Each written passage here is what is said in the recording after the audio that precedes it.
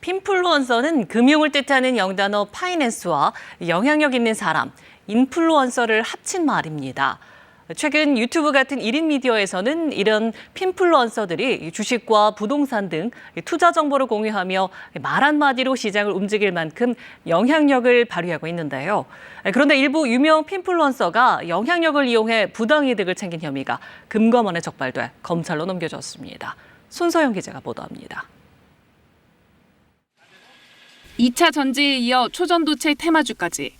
올여름 주식시장에서는 테마주 열풍이 불었습니다. 금융감독원은 이런 열풍에 불을 붙인 이른바 핀플루언서 중 일부가 수상한 움직임을 보인 정황을 포착하고 조사해왔습니다. 미꾸라지가 정말 물 전체를 흐리는 그런 엄단해야 될 시장 교란 획이라고 생각해서 그 부분에 대해서는 저희가 조사력을 집중하고.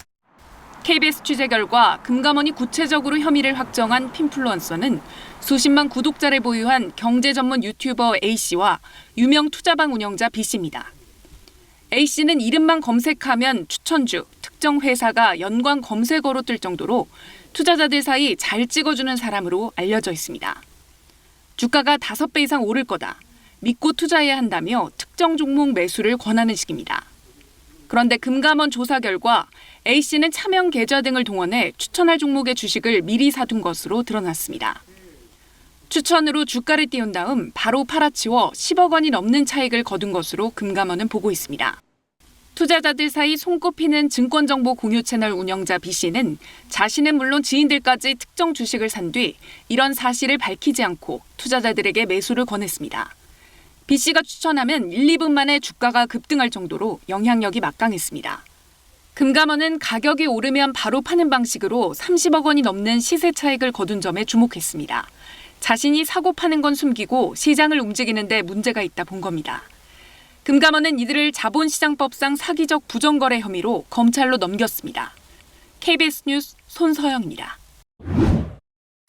네, 한 주간의 경제 이슈를 점검하는 시간이죠. 경제대기권 박대기 기자를 만나보겠습니다. 어서 오세요. 이번 주는 뭐가 제일 화제였을까요? 네, 이름도 어려운 초전도체가 증시에서는 단연 화제입니다.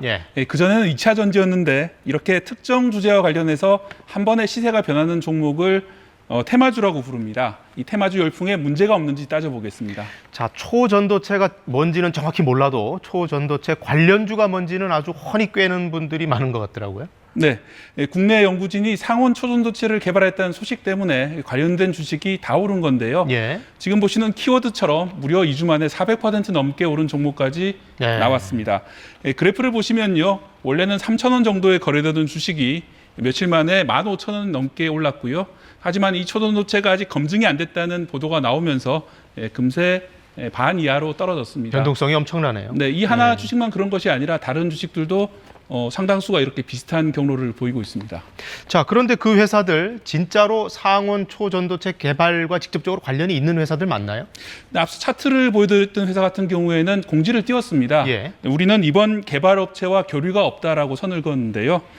그래서 준비해온 다음 키워드가 관계없다는데도 오른다입니다. 개발했다는 그 업체와 실제로 지분 투자 관계가 있는 업체는 한 곳 정도에 불과하고요. 나머지는 단지 초전도체 관련 사업을 한다는 이유만으로 올랐습니다.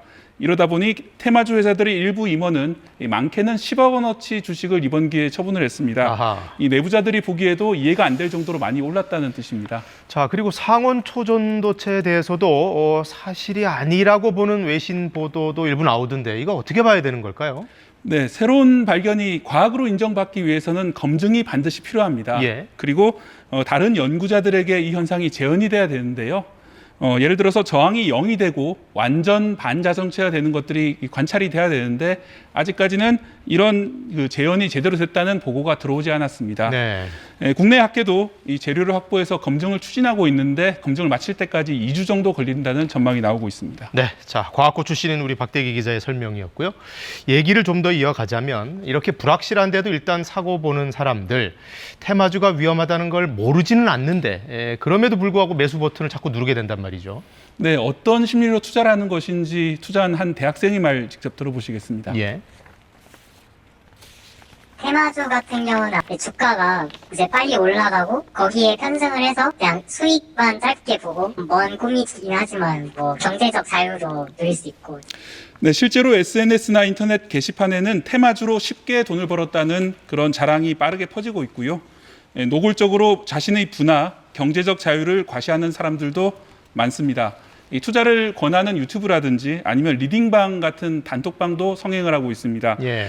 그런 걸 보다 보면은 나 빼고는 다 부자가 되는 것이 아니냐 이런 두려움에 빠지게 되는 경우가 많습니다. 네. 이런 두려움이 이번 그 테마주 열풍의 하나의 원인으로 꼽히고 있습니다. 자, 이 테마주라는 게 뭐 뛸 때는 왕창 많이 뛰는 게 사실이긴 한데 이 장기적으로 볼 때는 투자 성과가 어떻게 나올지도 좀 궁금하거든요. 네, 테마주만 묶어서 투자하는 테마형 ETF라는 것이 있습니다. 예. 실제로 그런 ETF들이 지난해 어떤 성과를 냈는지 지난해 초에 검사를 해봤습니다. 그랬더니 이 ETF가 설정된 다음에 1년 정도 지났더니 오히려 시장 평균보다 수익률이 5.7% 정도 낮은 것으로 나왔습니다. 네. 이건 왜 그러냐면은 이미 오른 다음에 이 테마가 유망하다면서 이 테마형 ETF가 나오는 것이거든요. 이미 늦었다는 것이죠. 그렇기 때문에 테마주를 뒤따라서 급하게 사는 것은 추천드리지 않습니다. 예.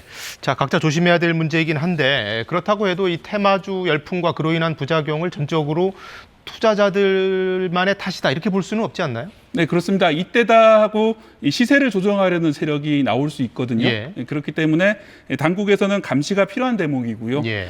근본적으로는 테마주 폭등의 원인으로 코로나19 기간에 풀린 돈을 꼽는 전문가들이 많습니다. 네. 보시는 것처럼 이 코로나 기간 우리나라 가계에 100조 원 이상의 그 초과 저축액이 발생했다 이런 자료가 나오고 있는데요. 이렇게 번 돈으로 빚을 갚은 것이 아니라 주식 투자라든지 아니면 예금으로 보관하고 있는 사람들이 많습니다. 실제로 그래프를 보면요. 예. 우리나라의 가계 부채는 크게 줄지는 않았습니다. 아직도 많은 빚을 지고 있는데 한편에서는 이렇게 풀린 돈으로 이 테마주 투자 같은 것들을 하고 있는 게 아니냐 이런 지적도 나오고 있습니다. 네. 장차 이 돈이 만약 부동산으로 흘러 들어가게 된다면은 또 한 번 이 아파트 가격 폭등으로 이어지지 않을까 이 한국은행에서도 걱정하고 있는 상황입니다. 자, 이 투자 정보라는 게 돌고 돌아서 나한테 왔을 때 과연 끝물일까 초입일까 각자 좀 판단을 잘 해야 될 것 같습니다. 박대기 기자 잘 들었습니다.